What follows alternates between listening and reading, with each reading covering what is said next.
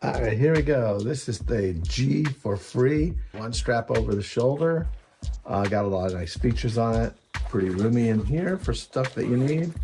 Both sides, you have really strong net for water bottles, and works on both sides. Great. And then by unclipping this, we open the back up a little bit. You can notice that it's lined and very thick material, double layered thick. The seams are really strong.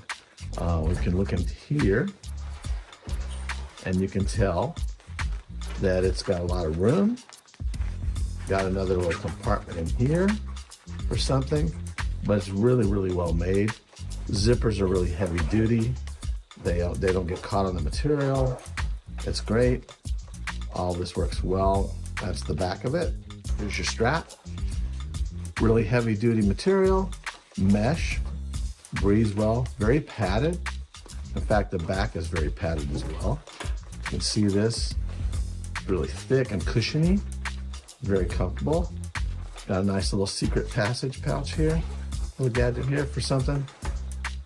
I don't know, something you want to get too fast, maybe your passport. The clips are good.